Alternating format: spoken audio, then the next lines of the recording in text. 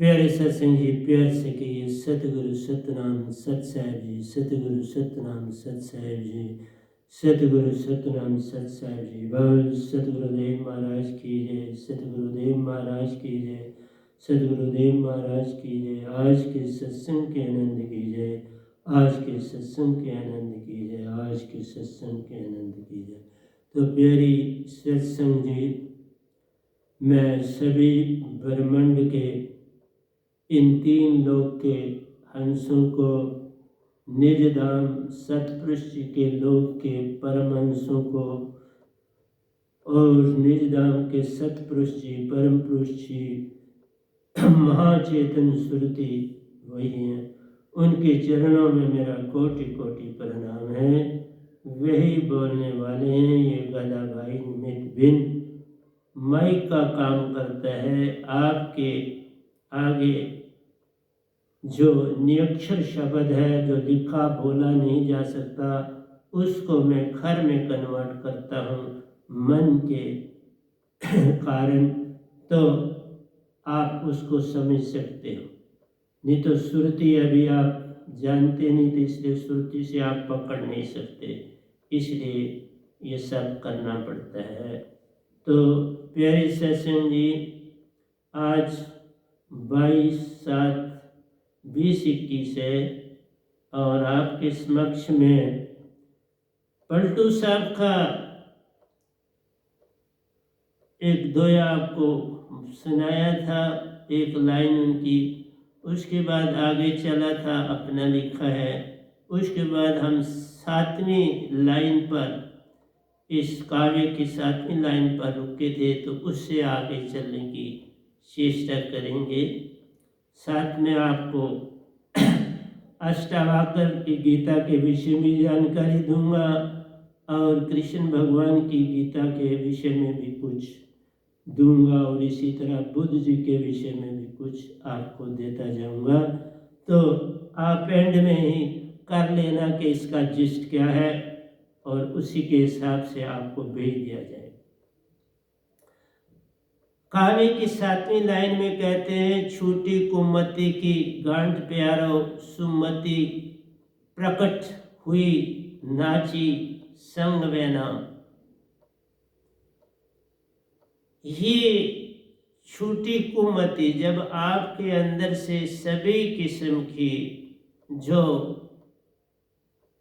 चीज़ें भ्रमिक हैं, जिससे इंसान भरमाया हुआ है और उसमें मन और माया भी शामिल है, इन सब चीज़ों से जब तुम इनकी गांठ खुल जाती है, इनका भेद मिल जाता है, और ये भेद तभी मिलता है प्यारे सत्संग जी, न बुद्ध की दीक्षा से मिलता है, न तीर्थंकरों की दीक्षा से मिलता है, न ओशो जी के वचनों से मिलेगा, न दायत्रे जी के वचनों से मिलेगा।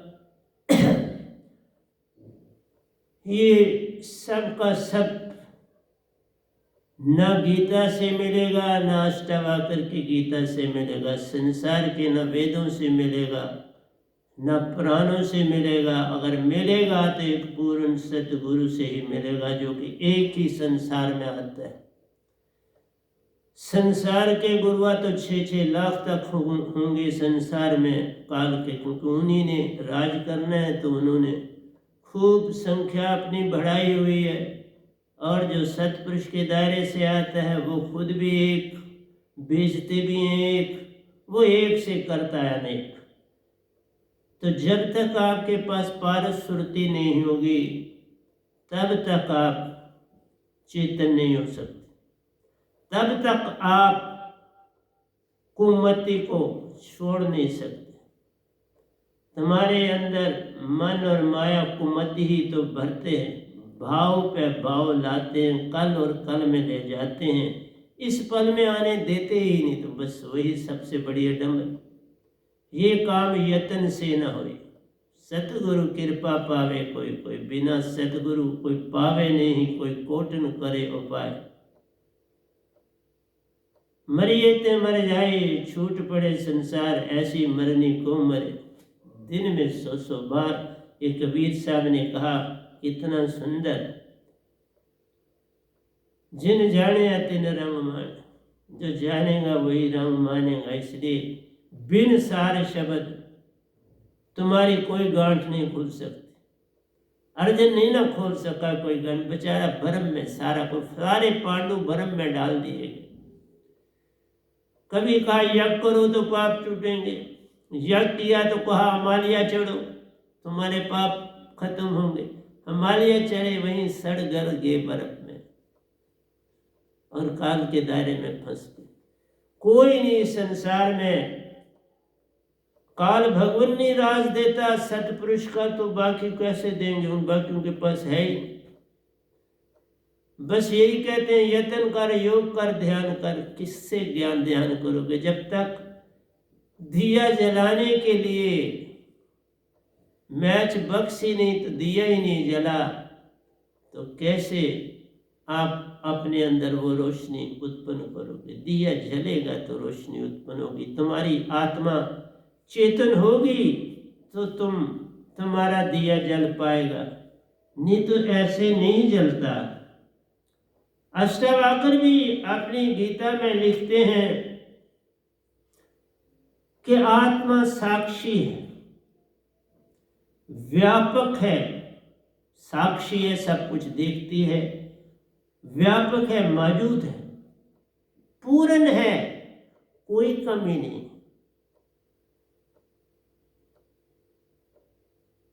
पूर्ण है, उसमें ना पास्ट की कोई चीज चाहिए ना फ्यूचर की चाहिए, वो प्रेजेंट में मौजूद है। और उसके अंदर मूल सुरती भी है जो चित्त से कई लाखों अरबों और खरबों टाइम ज्यादा सीधी का काम करती है। तुम्हारे हर जन्म, तुम्हारा निजधाम, सारा कुछ उस मूल सुरती में मौजूद है। 7 सुरतियां हैं तुम्हारी प्यारी सत्संगी। इसलिए आत्मा पूर्ण है, एक है, मुक्त है, चेतन है, क्रिया रहित है, कोई क्रिया नहीं करती। और तुम्हारे संग मौजूद है, इच्छा रहित है, कोई इच्छा नहीं है आत्मा की, शांत है। और तुम्हारे अंदर मात्र भ्रम है, तुम भ्रम से लदे हो, इसलिए आत्मा, तुम मीन्स आत्मा भ्रम में पड़ गई, ता से पड़ गई दूर। मन मान ने इसे, ये धारणा इसने लाखों जन्म ली तो धारणा ही बन गई कि मैं तन और मन, और तन और मन का अगर आप देखते हो तो इतना फैसला है आपस में। जैसे मैंने आपको कहा था 6 शरीरों का आपस में इतना फैसला कि आप सोच भी नहीं सकते। एक चक्कर से जब दूसरे चक्कर में जाते हो तो हजारों लाखों किलोमीटर का फैसला है, वो तय करना पड़ता। इवन सपने की अवस्था में तुम जाते हो तो स्थूल से वो कोसों दूर है, सुषुप्ति में जाते हो तो वो सपन से कोसों दूर है, तुरिया में जाते हो तो अरबों और खरबों मील दूर है, तुरियातीत में जाते हो तो वो कई कई कई अरब दूर है, ज्ञानदेही में जाते हो तो पूछो ही मत कितनी दूर। विज्ञानदेही में, इसीलिए तो ये ब्रह्मांड सारा कितना फैला हुआ और फैल रहा है, जब से बना है फैल रहा है। ये काला तत्व सुन फैल रहा है, क्योंकि गतिशील है हर चीज, इसलिए सुन फैल रहा है। पवन बन रही है, पवन बन रही है तो अग्नि उसमें से उत्पन्न हो रही, अग्नि उत्पन्न हो रही है तो उससे जल आ रहा है, जल आ रहा है तो उससे पृथ्वी आ रही और वापस भी जा रहा है, तभी बन रहा है, वापस भी जा रहा है, तो सर्कल वर्तन पूरा नहीं अभी हो रहा। इसलिए जब क़यामत आती है तो वर्तन पूरा हो जाता है, फिर सुकड़ना शुरू हो जाओ। फैलने के बाद सुकड़ना है, और सबसे पहले धरती से जीव जंतु, ये धरती खत्म हो, धरती विलीन होगी, इसमें भी बड़ा समय लगेगा। धरती विलीन के बाद पानी ही पानी हो जाएगा, उसको विलीन होना है, वायु में कन्वर्ट, अग्नि में कन्वर्ट होना। अग्नि ही अग्नि होगी तो उसके वायु तत्व उत्पन्न हो, और वायु सारे का सारा सुन में जा समाएगा। इसलिए प्यारी सत्संग जी, आत्मा साक्षी है, देखती है और हर कुछ देख रही, दृष्टा है, साक्षी है।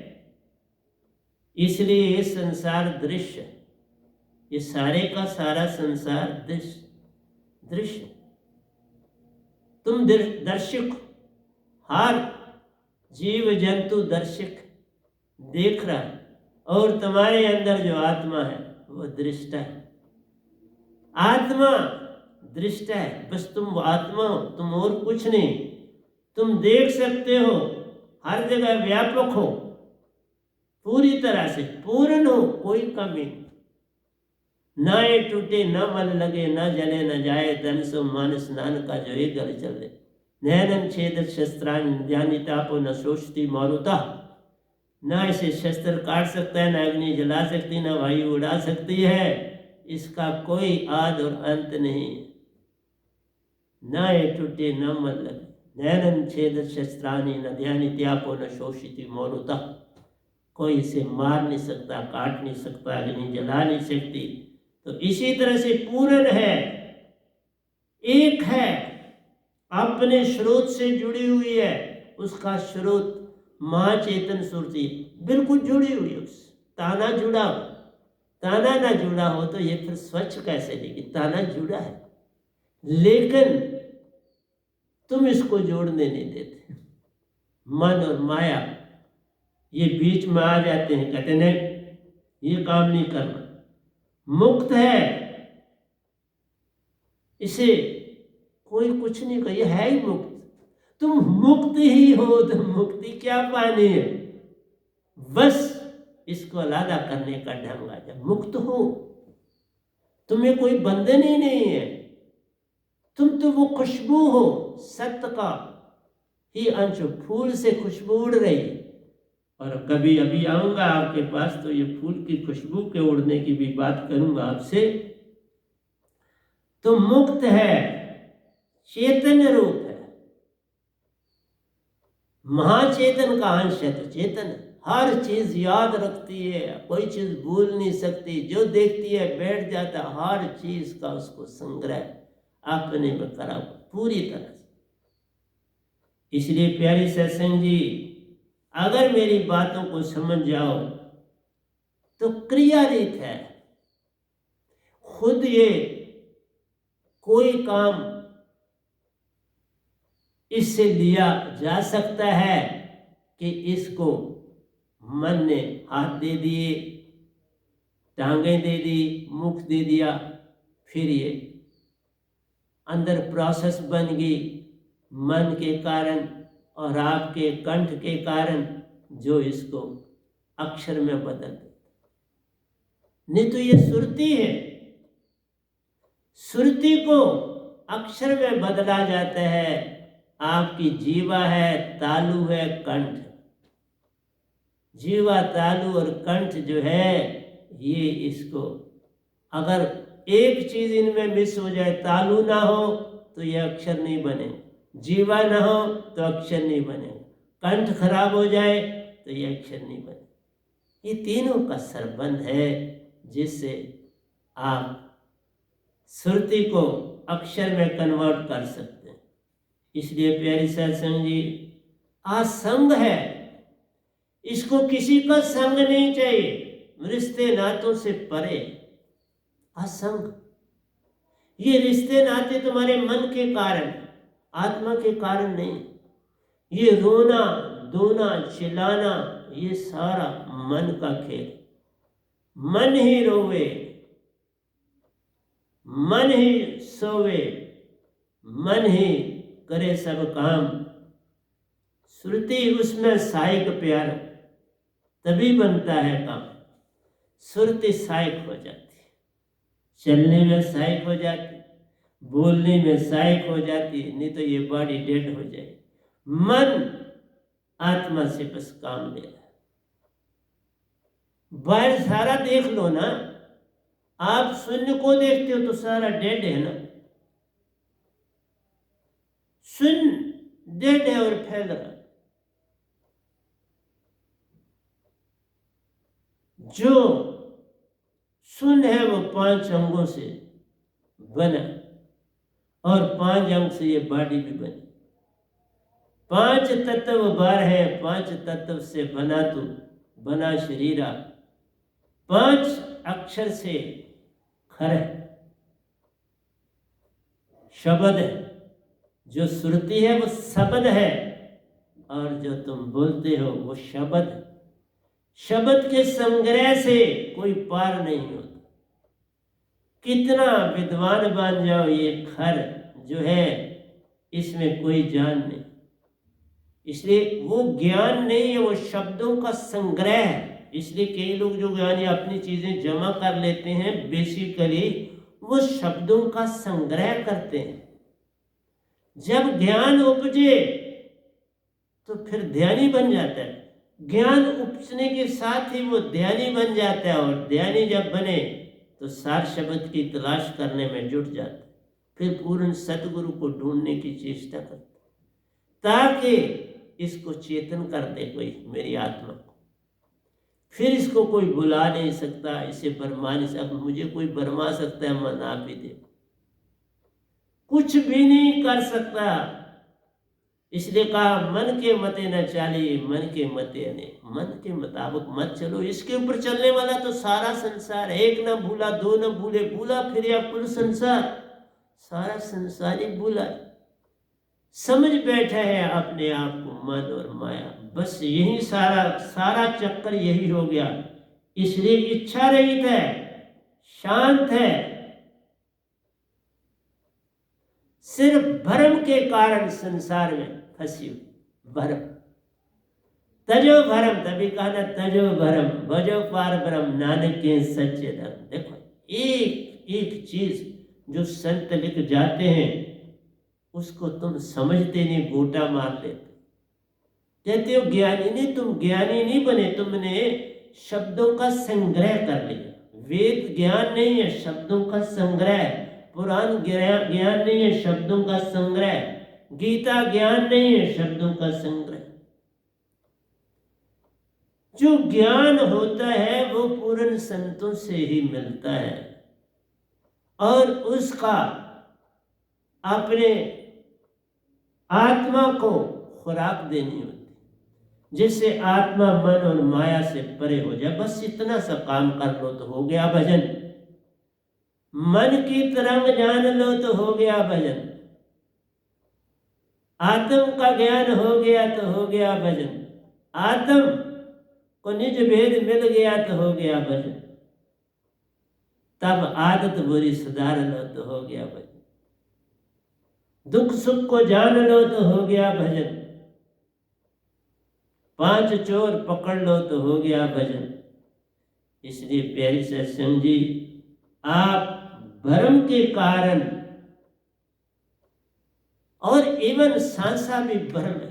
जब तक उसमें सार शब्द की दात नहीं आती, तुम्हारा बोलना भ्रम, तुम्हारा चलना भ्रम, तुम्हारा बैठना भ्रम, तुम्हारा बात करना भ्रम। क्योंकि जब आप यही पूछते हो कि शब्दों का संग्रह करें, शब्दों के संग्रह से कुछ होने वाला नहीं। शब्दों के संग्रह से रस ले लो। जैसे शहद की मक्खी क्या करती है प्यारी सत्संग, शहद की मक्खी क्या करती है, फूल को कुछ पता भी नहीं चलता, और उससे जिस तरह फूल से खुशबू निकलती है तो फूल वैसे का वैसा रहता है, कुछ भी उसमें फर्क नहीं पड़ता। इसी तरह से शहद की मक्खी, इवन मैंने इधर ऊपर तुलसी के बहुत रखते, बहुत आती थी शहद की मक्खियाँ, बहुत वहाँ से शहद इकट्ठा करती थी। तब मुझे पता चला कि ये तुलसी से भी बहुत ढेरों का ढेर आता था। और मेरे पास बड़े तुलसी के गमले लगे हुए थे, खूब तुलसी फैली हुई थी। अब वो हटाए हैं, अब एक है बड़ा। तो प्यारे सत्संग जी, पता भी नहीं चलता पत्ते को जिससे वो अपना रस लेके चली जाती है। कितनी टेक्निक से लेती है, किस तरह से छेद भी नहीं होने देती और उससे चूस लेती। इसी तरह से देखो, आपके पास जो फूल है, कभी तुमने ध्यान से उस फूल के विषय में जानकारी नहीं प्राप्त की। आओ बताता हूं। जैसे किसी संगीत के संग 8 या 10 लड़कियां नाच रही हों, उनकी ताल एक साथ वो नाच रही हैं, एक साथ वो हिल रही हैं, एक साथ हर हरकत कर रही। तुम भेद भी नहीं पा रहे हो कि कौन जरा सा भिन्न कर रहा है, एक जैसा ताल। इसी तरह से हर फूल के अंदर ये जो एटम्स होते हैं, ये वाइब्रेट करते रहते, ये रेस्ट में नहीं रहते। इतने एटम होते हैं एक पंखड़ी में कि तुम हिसाब ही नहीं कर सकते। लाखों एक पंखड़ी में जो है एटम्स मौजूद होते हैं, कण मौजूद होते हैं छोटे, और उनके अंदर इलेक्ट्रॉन भी घूम रहे हैं और प्रोटॉन और न्यूट्रॉन, पाई न्यूट्रॉन, मीजान वगैरह है हमारा, उनको उनका क्या लेना। लेकिन जो इलेक्ट्रॉन है घूम रहे, ये जो इलेक्ट्रॉन घूमते हैं ये हर चीज में घूमते हैं। जो फल बनता है उसमें भी घूमते हैं, पत्ता बनता है उसमें भी घूमते, जो फूल बनता है क्योंकि वो बड़ा नाजुक होता है और वो उसमें जो मोशन होती है वो फूल के अंदर जो खुशबू को प्यार फैलते, वो मोशन के कारण। जैसे आप देखो, दूल हो और आर्मी के जवान एक कदम ताल से दौड़ रहे हो और उनके जूते भी आपको पता है, उनकी एड़ियां बड़ी मजबूत, जूते उनके बड़े मजबूत रखे जाते हैं। अभी ठहर के बताऊंगा कारण।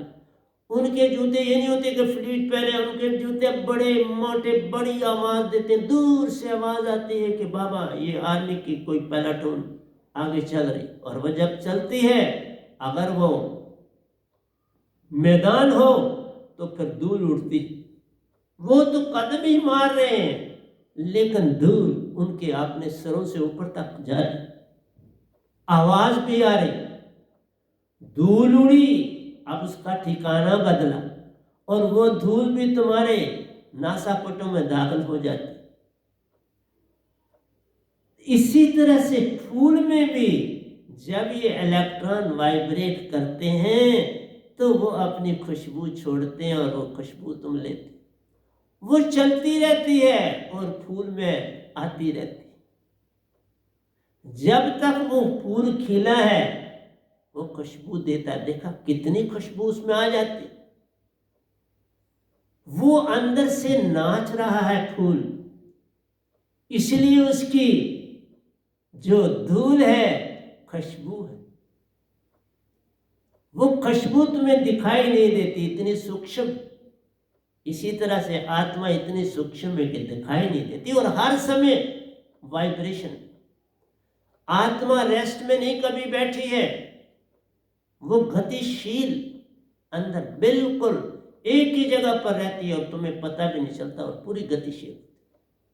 तभी तो सुरती कहा, 7 सुरती, और इसका साइज एक सुई की नोक से भी 1000वां हिस्सा छोटा है, 1/1000 times smaller than the front segment of the needle. इतना छोटा है कि जिसको तुम किसी भी सूरत में देख नहीं सकते। इवन माइक्रोस्कोप वगैरह में भी तुम आत्मा के सेल को नहीं देख सकते। कोई आपके पास ऐसा साइंटिफिक इंस्ट्रूमेंट नहीं जिसमें तुम आत्मा को देख पाओ। अब साइंस चल रही है, आगे बढ़ रही है, वो आत्मिक इलेक्ट्रॉन्स की खोज में तकरीबन कामयाब हो रही। देखते हैं आगे क्या करते हैं। लेकिन जो चीज संतों के पास लाखों अरबों साल पहले आ जाती है, वहाँ साइंस बड़ी लेट पहुँचती, लेकिन फिर भी वो उतनी जानकारी नहीं पा सकते। काम ना हुआ तो साइंस को डेवलप, साइंस जो है आपको बैकवर्ड ले जाती है, आगे थोड़ा बढ़ाती है। पहाड़ तोड़ दिए गए, जंगल काट दिए गए, फ्लड आने लगे क्योंकि उनको पूरा वातावरण खुला नहीं। हम इंसान ही क़यामत लाते, कोई और नहीं लाता। हम इंसान ही क़यामत लाते हैं, इसलिए वो सारे साधन बनते चले जाते हैं। डेवलपमेंट आप चाहते हो साइंटिफिकली, तो जो नेचर की है उसकी तबाही होगी तो डेवलपमेंट होगी ना साइंटिफिकली। नेचर की तबाही के बिना कैसे साइंटिफिक डेवलपमेंट हो। तो प्यारे सत्संग जी, ये फूलों की खुशबू जो है प्यारो, वो नाच है इलेक्ट्रॉनों का उसके बीच में। और इलेक्ट्रॉन क्या है? वो सत्य है, वो प्रेम है, वो आनंद है, वो आत्मा है। उसके कण जो है वो वाइब्रेट कर रहे, इसलिए आत्मा को तो नहीं देख सकता। हर ढंग से आत्मा अपना काम कर रही, रेस्ट नहीं करती मोशन में है। तभी तो तुम्हारे सारे बॉडी के अंगों को चलाती है पवन के साथ। सुरती तुम्हारे हृदय में पवन के साथ सारी बॉडी की, तुम्हारा सर्कुलेशन सिस्टम, तुम्हारा प्राणों का चलने का सिस्टम। प्राण भी पूरी बॉडी में संग्रह होते हैं। जो वायु आपकी आती तो प्राण साथ आते, वो सुरती के साथ मिलकर सारी सफाई करते। और उसके बाद आपकी सुषुम्ना में आज्ञा चक्र में जाके सांस लेती, सांस वही लेती। इसलिए तुम्हारी आत्मा जागृत अवस्था में आंखों में रहती, क्योंकि उसका संबंध आज्ञा चक्र से पूरा जुड़ा, वो वाइब्रेशन में है। और उसकी वाइब्रेशन से आपके अंदर, वो नहीं कि आपकी आंख में आ गई, नहीं, वहीं से आज्ञा चक्र से वाइब्रेशन आ रही, सारी बॉडी में वाइब्रेशन जा रही। ये सारा साइंटिफिक है बाबा। तो आई मैं लाइनों पर भी चलूं, क्या करूं? छूटी कुमति की गांठ प्यार, ये कुमति जो तुम्हारे अंदर विचारों का जाला है, 5-25 का पिंजरा है, मन मान का संग्रह है। सुमति प्रकट हुई नाची संग व नाम। जब सुमति आती है तो जब उसका मतलब है सार शब्द अंदर आ गया तो सुमति जागने लगती। जब सुमति जागती है तो तुम्हारा एक एक अंग, जैसे अभी मैंने फूल में बताया, वो आत्मा ही तो नाच रही है, आत्मा ही वो खुशबू तुमको दे रही, आत्मा ही प्रतिफुल्लित हो रही है उस फल में। इसलिए जिस समय शरीर में चलते हो तो आत्मा का सहयोग फटाफट चलाने में टांगों में पहुंचता है। वो फौरन जो सिस्टम बंद है वो नाप खुल जाती है और चलना शुरू हो जाता है। हाथों की तरफ आप आते, हाथ भी साथ चलाना, वो भी चले जैसे आर्मी मैन चलते हैं। दूसरी बात बताता हूँ, आर्मी मैन को हर समय ये कोशिश की जाती है शुरू से, ये नहीं कि दुनिया की जितनी फौजें बनी हैं कि इनका मेडल ऑब्लिंगेटा डेवलप हो, क्योंकि मेडल ऑब्लिंगेटा जो है वो फटाफट हुक्म मानता है। उसका काम ही क्या है? चेतना को हटाना और जड़ वृत्ति में आ जाना, जड़ वृत्ति की तरफ जाता है, हुक्म का ताबे हो जाता है। इसलिए जो मोटी एड़ियां पहन के दौड़ेंगे ना, वो सीधा, आप देख लो, आप जरा दौड़ के देख लो, बड़ा मोटा शूज पहन के, तो सारी जो वाइब्रेशन है आपके मेडोला ऑब्लिंगेटा पर पड़ेगी और आपका मेडोला ऑब्लिंगेटा उसी तरह नाचेगा। ये नाचेगा और सेरिब्रम रेस्ट करेगा, ये नाचेगा, ये नाचेगा तो ये चेतन होता जाएगा, और ये चेतन होगा तो सेरिब्रम और सेरिबेलम वीक होता जाएगा। एक बढ़े तो दूसरा काम हो जाएगा ना। आप हाथों का ज्यादा इस्तेमाल करो, टांगों का ना करो तो टांगे तुम्हारी पंगु हो जाए। टांगों से ज्यादा करो बाजू को तो बाजू पंगु। इसलिए सारी बॉडी को आप चेतन करते हो, वो एक्सरसाइजें करते हो। वो भी करती है यार, सारी बॉडी को भी चेतन करती है, लेकिन वो सबसे ज्यादा जो चेतना का ढंग बनाया गया वो पता नहीं चलता किसी को। ये तो एक उन संतों को ही सिर्फ पता होता है। वो एड़ी जो मारते हैं एकदम सख्त, वो आवाज सारी की सारी मेडोला, अपनी नहीं सारी प्लाटून की आवाज उसकी। इसलिए जब बड़ा फंक्शन होता है तो आप देखते हैं कि वो बैंड बजाने वाले भी, वह भी बड़ा ऊंचा पांव ऊपर उठाते हैं और नीचे कट्ठा नीचे मारते हैं, सारा उनके मेडा, एक का भी नहीं, बाकियों के भी मेडोला लंगेटा की आवाज उनके मेडोला लंगेटा में एक दूसरे में पड़ती है, जोर की, एक जैसे ड्रम मार रहे, मेडाला ऑफ लंगेटा को ड्रम मार रहे इस तरह अपनी डंडी, वो डंडी इधर भी बज रही, तुम्हें पता नहीं चलता। इसलिए मैंने बोला था मैं साइंटिस्ट हूं और आया हूं संत तत्व की धारा में, ये पकड़ के बैठा दिया गया, और तो कुछ नहीं, मैंने तो कुछ नहीं किया। हाँ, मैंने बड़ी लगन से भक्ति करी, लेकिन एक चीज बताता हूं, जो कुछ तुमने बनना है वो सीड में मौजूद होता है। सीड में जो हो, अगर सीड आम के पेड़ का है तो उससे आप बबूल का पेड़ तो बना नहीं सकते, खजूर का पेड़ तो बना नहीं सकते, चेरी का पेड़ तो बना नहीं सकते। आम के पेड़ से, आम के सीड से आम का पेड़ या सारे गुण वही हो। गुलाब का फूल कलम लगा लो फटाफटा, तो वो कलम आप जिसकी कलम जिस गुलाब की लगाओगे, बाकी टहनियाँ काटने में, मैं कलम भी सारा काम जानता। और ये बरसात के मौसम में किया जाता है। बस जो अंगूर निकलता है एक, जो अभी डेवलप नहीं हुआ, उसकी स्किन के साथ, दोनों साइडों की स्किन के साथ उसको उखाड़ा जाता है, जिससे ब्रांच बनेगी, और उसको दूसरे को क्या किया जाता है, उसको काटा जाता है, सुराख किया जाता है, सिर्फ किस में, छिलके, और छिलके दोनों साइडों और फ्रंट बैक चार साइडों से उसको रेक्टेंगुलर शेप में काटा जाता है, स्केच शेप में नहीं काटा जाता। और फिर इस काटे हुए को फौरन उसमें फिक्स करके आप क्या करते हो कि उसको प्लास्टिक से बांध देते हो, और जो वो आपका जो उकरा हुआ हिस्सा होता है वो ऊपर की दशा में रखते हो, डाउन की दशा में नहीं रखते, ऊपर की दशा, बस हो गई। लेकिन सीड है वो, अब बाकी टहनियाँ काट जो डेवलप होती हैं उनको काट दिया जाता है, काटते जाते हैं, वो बढ़ती जाती हैं, काटते जाते हैं, और इसको बढ़ने देते हैं आहिस्ता आहिस्ता। ये हिस्सा जो होता है, क्योंकि आप स्टेम से करते हैं, स्टेम को बाकी टहनियाँ काट देते हैं तो स्टेम में वो आ गया।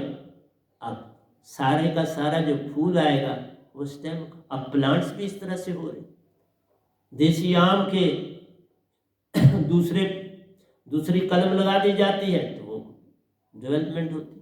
तो कहने का मतलब, मनुष्य में तो आप कलम नहीं लगाओगे, लेकिन एक बात तो बहुत बड़ी कि सीड में वो सारे, जिस तरह मैंने आपको बताया था कि आपको 2 बक्से मिलते, एक बक्सा खाली होता है और एक बक्सा भरा होता है तुम्हारे का, और वो बक्सा जैसे आपने कर्म किए होते हैं वो मौजूद होते। इसलिए जो महान हस्तियां संसार में आती हैं उनका सीड ही वैसा होता। बुद्ध जब संसार में आए तो आप हैरान हो जाएंगे, वो पैदा होने से ही चल पड़े 7 कदम, वो जमीन पर गिरे ही नहीं। उन्होंने, मां उनकी खड़ी खड़ी थी तो उन्होंने जन्म लिया, और जन्म लेने से ही 7 कदम चले, और 4 बड़े कीमती शब्दों का उपयोग किया अपने जीवन। पहला कहा कि जीवन दुख है, ये जीवन दुखों का घर है, इस दुखों को छुड़ाने का कोई उपाय करना चाहिए, इनकी कोई अवस्था करनी चाहिए। दुख है, अवस्था और उपाय, ये करना पड़ेगा। जीवन दुख है, दुखों का उपाय करना है, दुखों के लिए अवस्था करना। ये शब्द सीड में ही थे ना, जिस तरह मैंने आपको बताया था कि अस्यावाकर ने, जो कि रोज वेदों का पाठ सुबह करते थे, उनकी मां सुनती थी तो ये भी सुनते थे घर में। जैसे मैंने बोला था, काभिमन्यु ने चक्रव्यूह में दाखिल होने का सारा खेल अर्जुन से सुना था जब तक मां जागती थी। उन्होंने भी सुना, मां सो गई तो फिर चक्रव्यूह से बाहर आने का राज न मिला। इसी तरह से अष्टावक्र मां के गर्भ में ही अपने पिता की बातों को समझ गए। तो पहला शब्द जो उन्होंने कहा, रुको भी, बकवास कर रहे हो, ज्ञान वेदों में नहीं। रुको, बकवास कर रहे हो, ज्ञान वेदों में नहीं, ज्ञान निज में, वेदों में नहीं, निज में। देखा, ज्ञान वेदों में नहीं, ज्ञान निज में। तो प्यारे सत्संग जी, जो आते हैं उनके लक्षण भी कोई दिखाई देते हैं, पर मैं कोई नजर डालूं तो मुझे तो कोई पता नहीं कि मेरे पास कोई लक्षण है, ऐसा तो मैंने किया नहीं। मुझे तो दुखों को ही देखना पड़ा, होश ही नहीं संभाली तो 47 पड़ गया। हाँ, एक बात मेरी माँ ने मुझे बोला कि तुम्हें जो भी चीज मैं कहती थी वो तुम बड़ी सलीके से, ढंग से करते थे। और दूसरी बात कही कि 47 में, क्योंकि हमारी माँ बड़ी तगड़ी थी, बाप हमारे कोई काम करते नहीं थे, तो वो 47 में भी वो पीछे रहे। उन्होंने कोई सामान नहीं उठाया, पढ़े लिखे थे उस समय, तो उनको होता ही। वो उस समय 12th किया हुआ था उन्होंने, तो वो तो सूट में ही रहते थे, पैंट और कोट में रहते थे। तो माँ हमारी ने देखो कंधे पर वेट चीजें उठाई हुई हैं सारी, और बगल में मेरे छोटे भाई को उठाया, एक बाजू में भाई को उठाया है और दूसरे बाजू में सर पर सामान लाता है। आप जरा सोचो। और फिर उसने, हम चलो छोटे ही थे तो भी एक छोटी थैली माँ ने हमारे गले में डाली। तो माँ कहती है, बाकी किसी की थैली मुझे नहीं मिली। जब एक स्थान पर हम पहुंचे और बैठे तो तुम्हारी थैली तेरे साथ थी। मतलब मैं होशपूर्वक अपना जीवन काटा। बस इतनी सी बात आपसे कहता, मैं होशपूर्वक रहा हूं बचपन से लेके आज तक। इसलिए आप लोग बस कभी भी इन चीजों को अपने अंदर डालना नहीं है, डाइजेस्ट करना, जमा नहीं करना। डाइजेस्ट करके छोड़ दो, फेंक दो। आप उसको जीवन में डाल दो। वो क्या ध्यान बन जाए। ज्ञान आया तो ध्यान में चला जाए तो काम हो। फूल में खुशबू आई तो फेंक दी उसने बैर के लोगों ले, मैं दे रहा। संतों में चीज जागी तो वो फेंकना शुरू कर देते, पास नहीं रखते, उसकी जमा पूंजी नहीं करते। हम जमा पूंजी नहीं कर रहे, फटाफट आपकी ओर फेंक रहे। इसलिए प्यारे सत्संग जी, मेरा काम है आपकी गांठों को खोलना। आगे क्या करूं? गांठ थी इतनी बड़ी आपके पास, कोई पंडित बन रहा है, कोई साइंटिस्ट बन रहा है, कोई क्या बन रहा है, कोई क्या बन रहा है। लेकिन हर चीज में देखो अगर तुम मशीनी दुनिया में दाखिल हो रहे हो तो तुम भक्ति की तरफ से दूर हट रहे। जो आदमी मशीनों की तरह कामों में व्यस्त है वो भक्ति की दुनिया में नहीं आ सकता। भक्ति की दुनिया में शांत होना पड़ेगा, शांति में बैठना पड़ेगा, एकांत को स्वीकार करना पड़ेगा, एकांत से आपको भेजना